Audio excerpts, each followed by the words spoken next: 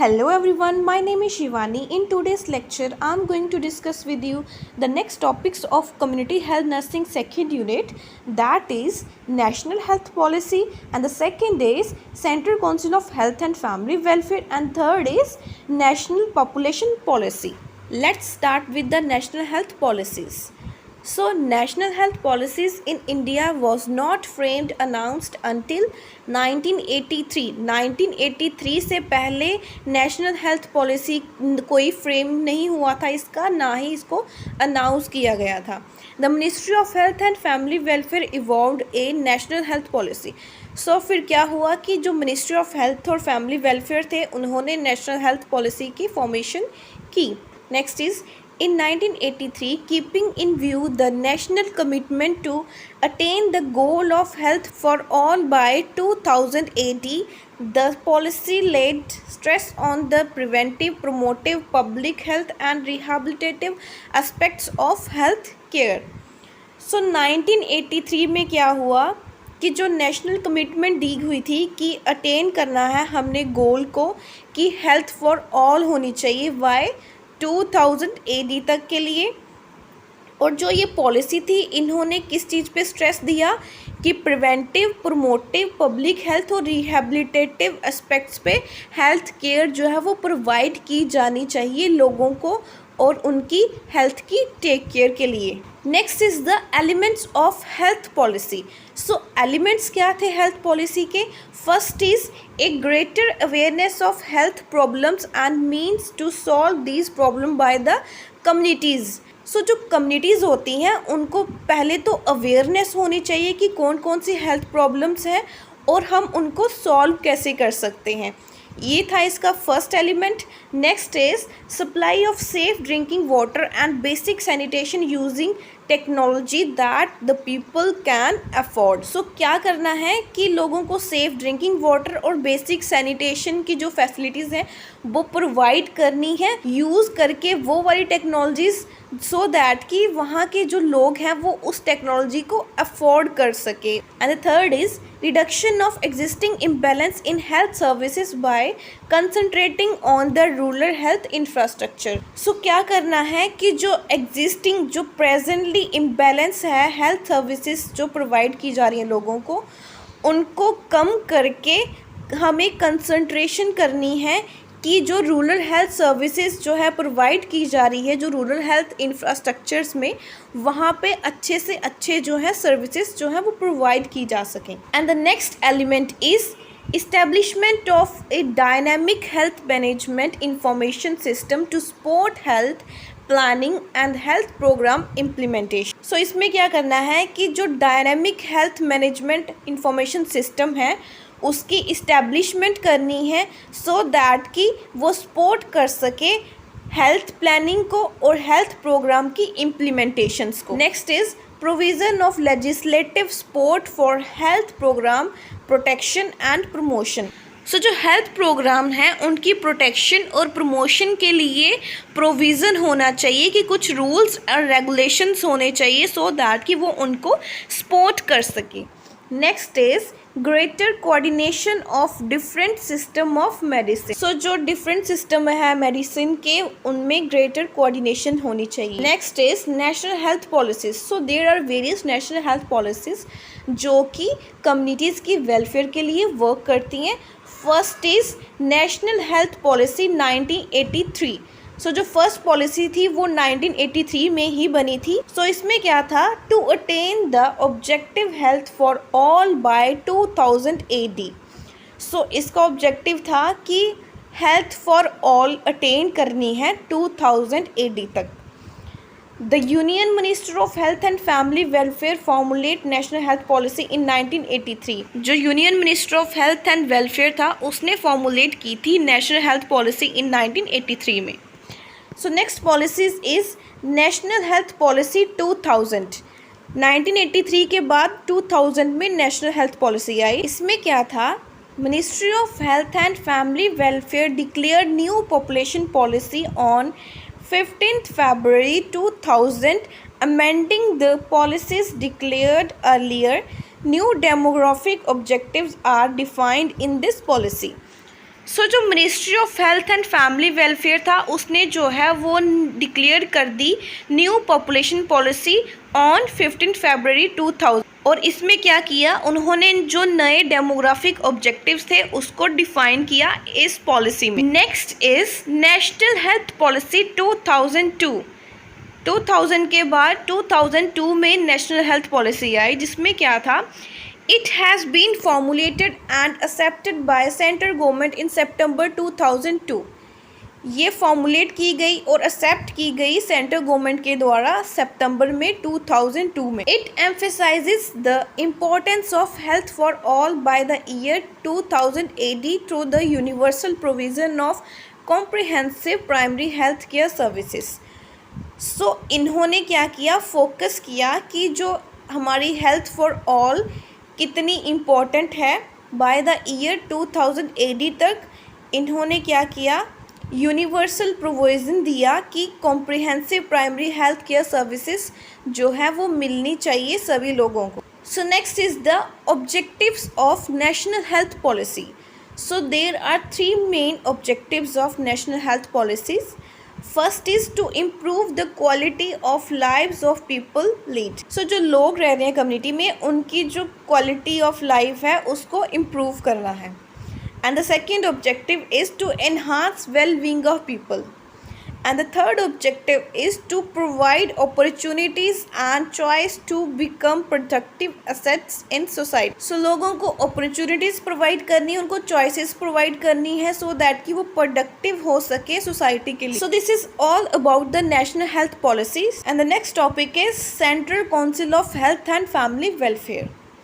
The Central Council of Health and Family Welfare was set up under Article 263 of the Constitution to provide support and advice to the Department of Health on policy formulation. So जो हमारे constitution का article number 263 है उसमें जो है central council of health and family welfare को setup किया गया, जिसका काम क्या है कि वो प्रोवाइड करता है सपोर्ट और advice to the department of health, किस पे कि फॉर्मुलेशन कैसे करनी है पॉलिसीज़ की। So next is the functions of central council of health and family welfare.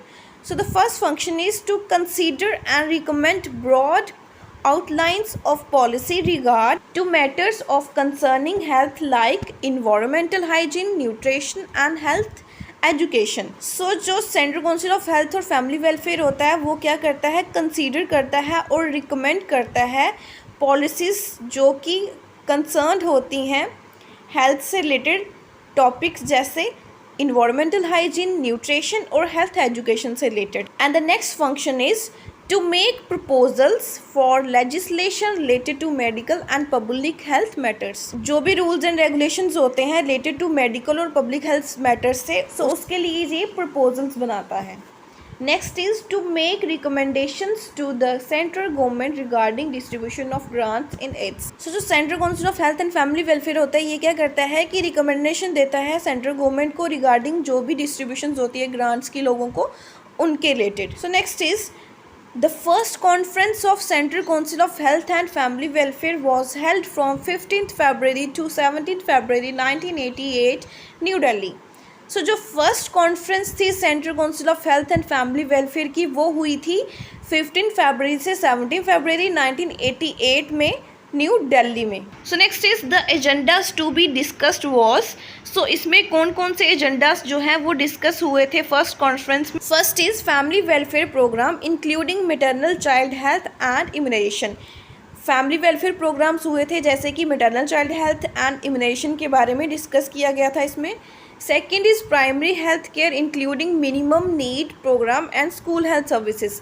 जो प्राइमरी हेल्थ केयर थी जिसमें कि मिनिमम नीड प्रोग्राम था और जो स्कूल हेल्थ सर्विसेज थी उन सभी के बारे में डिस्कस किया गया। And the next is national malaria eradication programme के बारे में, नेशनल लेप्रोसी इरेडिकेशन प्रोग्राम्स के बारे में, national programme for control of blindness, national tuberculosis control programme, national goitre control programme, AIDS surveillance and control. Next is Indian system of medicine and homeopathy.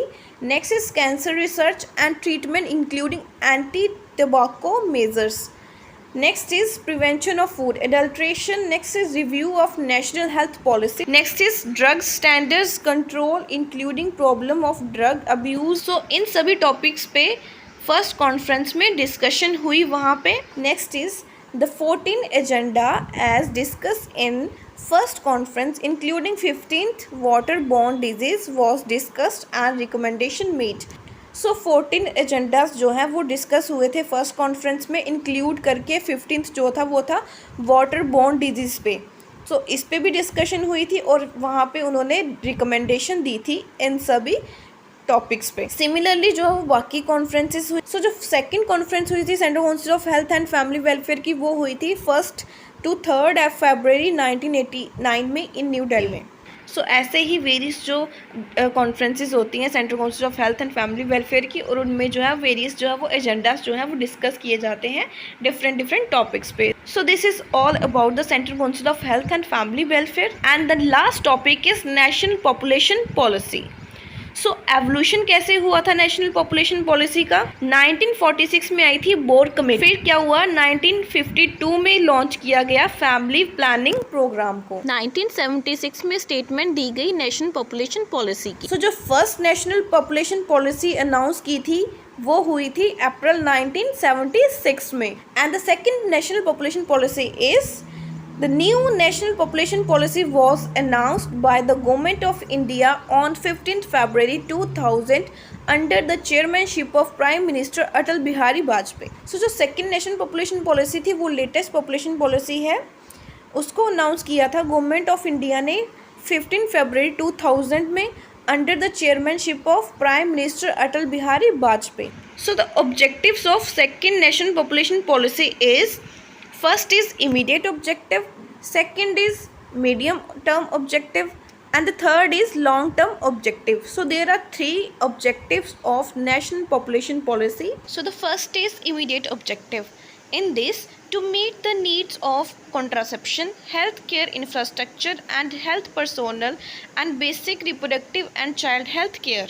इसमें क्या था कि जो कॉन्ट्रासेप्शन की needs है उसको पूरा करना है, हेल्थ केयर जो इंफ्रास्ट्रक्चर है और जो हेल्थ पर्सोनल्स है और जो basic reproductive and child health care है उनकी नीड्स को फुलफ़िल करना है. सो ये था immediate objective. So medium term objective क्या था, जो फर्टिलिटी रेट है उसको लो डाउन करना है बाय 2010 तक. ये जो है उनका मीडियम टर्म ऑब्जेक्टिव था.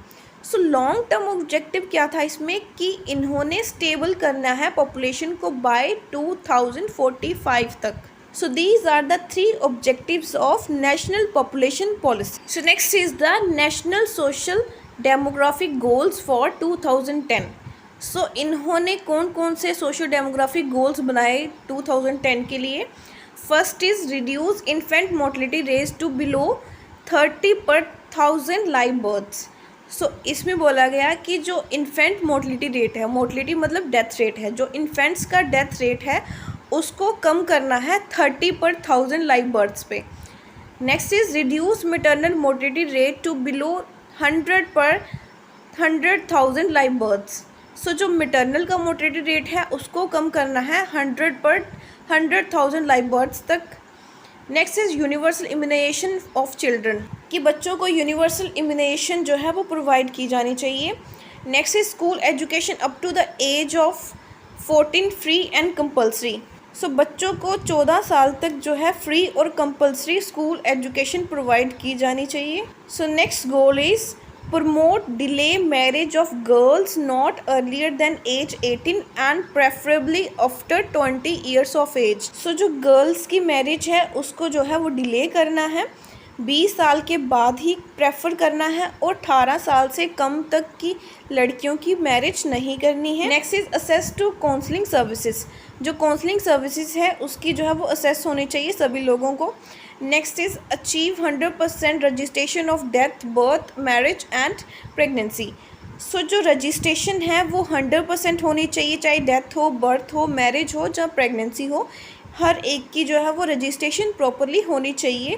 Next is prevent and control of communicable disease, जो भी कम्युनिकेबल डिजीज़ है उनकी प्रिवेंशन करनी है और उनको कंट्रोल करना है. Next is promote small family norms.